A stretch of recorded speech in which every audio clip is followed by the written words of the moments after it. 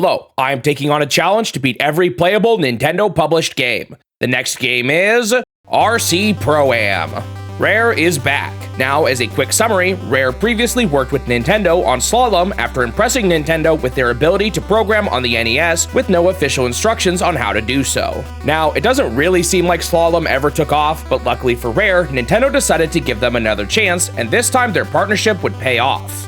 It's not entirely clear how much involvement Nintendo had with the development of RC Pro-Am, as it even received a Sega Genesis port years later, but at the very least, Nintendo fully published the NES game themselves in North America and Europe. RC Pro-Am ended up being a pretty big hit for Rare and Nintendo, reportedly selling a little over 2 million copies despite not releasing in Japan at all. The game did a lot to make itself stand out from other racing games at the time. It featured an isometric perspective and tons of items and weapons that players could use to gain an advantage. Now, I've heard some claims that these items were an inspiration for Super Mario Kart, although I personally have some doubts. Maybe it had some sort of indirect influence, but RC Pro-Am never even released in Japan, and the creators of Mario Kart have never mentioned RC Pro-Am when discussing how the item mechanic came to be, so I'm not really sure about this one. Regardless, it still marks a shift away from many of the other realistic racing games I've played so far into something a little more over the top and hectic. Alright, that's all the history I've got for this one, so with that, let's jump into my time with RC Pro-Am. After getting through the title screen, the game immediately started. No menus or anything. It showed a brief screen before level 1 showing the current stats. Here we can see which race I'm on, how many laps it has, and the conditions of the road. Additionally, we can see vehicle stats, super sticky tires, turbo acceleration, and higher top speed. For now, it looked like all of them were 0 to start off with. After this, it threw me into the first race. Everyone here is controlling RC trucks, and we're off to the races. It took me a bit to get used to, but this game controls so much better than Famicom Grand Prix F1 Race, the only other top-down racing game I've played so far. However, there is still one rough aspect I noticed pretty much right away. The speed and zoomed-in perspective made it really difficult to react to stuff in time. On this first stage, there were a bunch of items laid out throughout it. 2 of these items were stat upgrades. When you grab these, your car gets permanently upgraded for the rest of the game, and they affect those stats we saw earlier on that intro screen. The other type of item was a letter to the word Nintendo. There's one of these on each stage, and once you get all of the letters, something special happens that I'll go over later. This first race was pretty easy. I missed some of the items on my first lap, but since I then knew where they were, I was able to get them all on the second lap. There were some puddles to avoid too, but these only momentarily slowed me down, so hitting them wasn't all that bad. I finished the first race in first place. Nice, off to a good start. After this, it showed me my trophy room, where I currently had 1 gold trophy. It also showed my current score. How exactly does this all work? What will my win condition be? Well, I had no idea what I wanted to do yet, so for now, I just kept going. Level 2 was another 2-lap race, although there were some new items and obstacles this time around. There were weapons everywhere, although I didn't really know how to use them at first. There were also black oil spills, and hitting these was a lot worse than the water puddles. When you hit one, you spin around and lose control momentarily. To make matters worse, if you hit a wall while in this state, your car completely falls apart and you lose all of your speed. This happened to me during this race, and I ended up getting only 3rd. I got a bronze trophy for this, but the game kept going, so I decided to see how long I could go. During level 3, I finally realized how to use weapons. At the time, I had missiles, and these things blasted my opponents and momentarily turned them into a pile of rubble. There were also speed arrows on this stage, and these things give you a temporary boost in speed. This level was a lot more hectic, and once again, I finished in 3rd. In level 4, I found another weapon type, bombs. These things blow up right behind you. They can be useful, but I like the missiles more. The way this game does the weapons is kind of interesting. You can sometimes find either missiles or bombs on the stage, and you can only hold one at a time.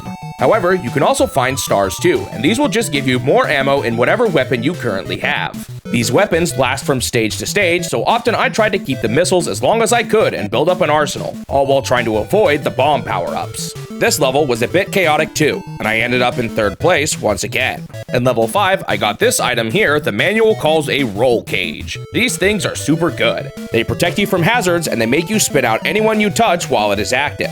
Unfortunately, the CPU can grab these too, and it makes them way more deadly. You can tell someone has it when their car is flashing. I got destroyed by a CPU with the power-up near the end of the final lap, which was not good. I almost made it past the guy in 3rd, but this game kinda has a weird mechanic when ending a race. The moment someone passes the finish line, the race immediately stops and everyone maintains their current placement. That means I unfortunately got 4th place here, which caused me to get a game over. It showed my placement on the high scoreboard, and thankfully it let me continue. Phew, let's hope there's an infinite amount of continues in this one.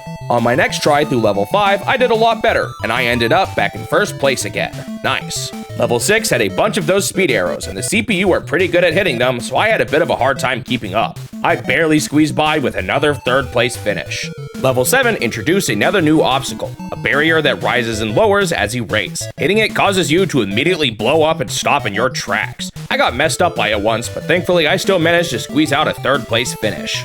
During level 8, I got completely messed up by a CPU with the roll cage power-up and some oil on the last lap, and once again I got 4th place. This caused me to get another game over, but I was still able to continue. Man, I wonder how long this goes. If I really have infinite continues, do I just keep playing until they run out of courses? I'm already 8 stages in. I wonder how many more there are. On my next attempt, I beat level 8, and I even spelled out the full name of Nintendo. This caused everyone's cars to be upgraded to a new level. That's right, the moment you get upgraded, everyone else does too. These new cars are all faster, and now all the stat upgrades got reset, so I had more to collect again. In some ways, this also made the game more difficult, as it was even harder to react to obstacles now that we were faster. I only got to see this car for one more race, as I once again got 4th place, and this time something terrible happened. I wasn't given any more continues. That's right, this game doesn't let you continue endlessly after all. Well, I guess it's finally time to figure out just how many levels there are so I can set a proper win condition for this one. This is where things get a bit weird. First off, as far as people can tell, the game is actually completely endless. With games like this, it's not like I can just play it for forever, so usually I try to do a full loop.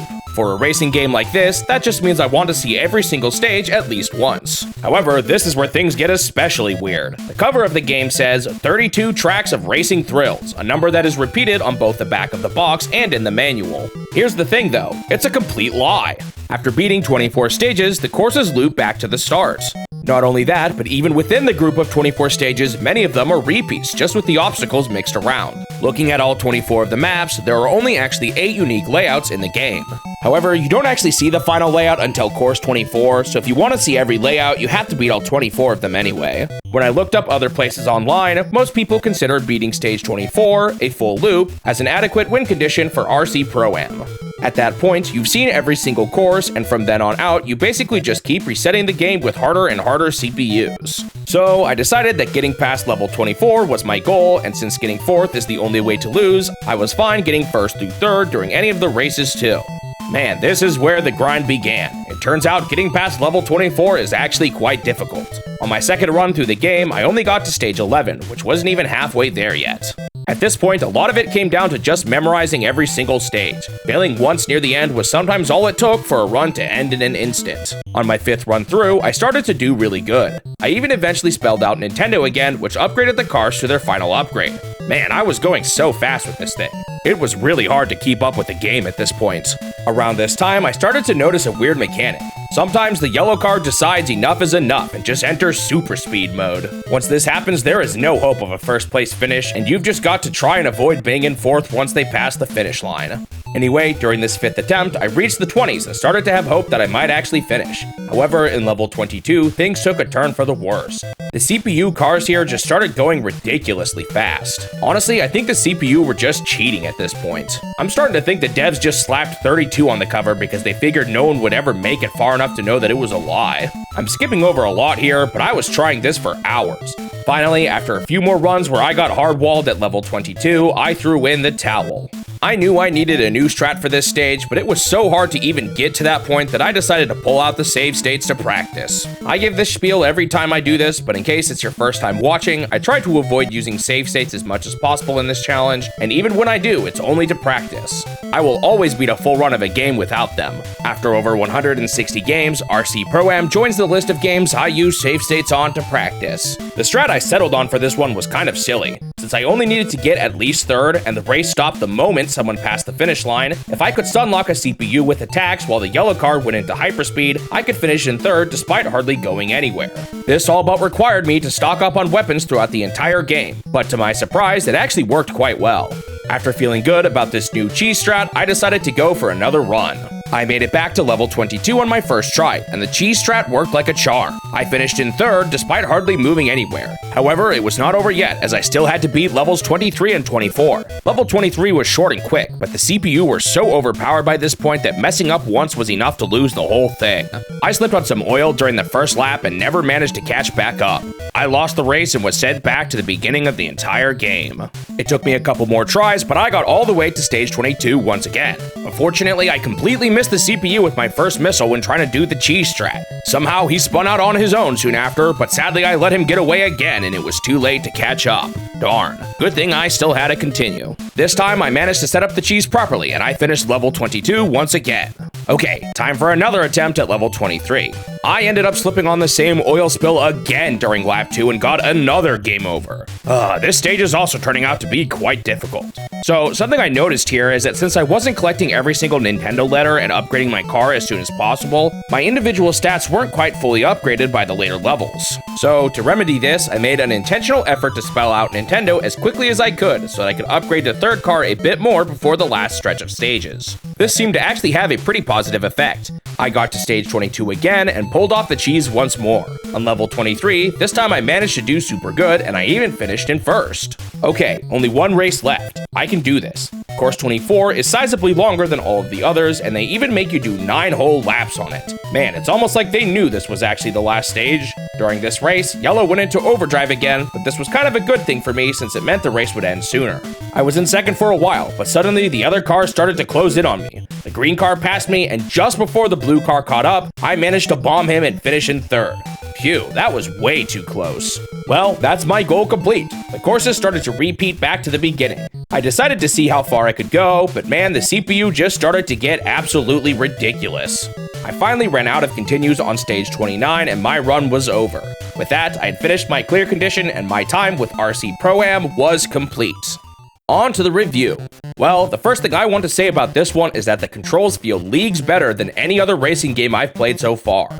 It's a bit hard to compare it to titles like F1 Race and Rad Racer, but it certainly felt a lot better than Famicom Grand Prix, F1 Race, Nintendo's own attempt at a top-down racer.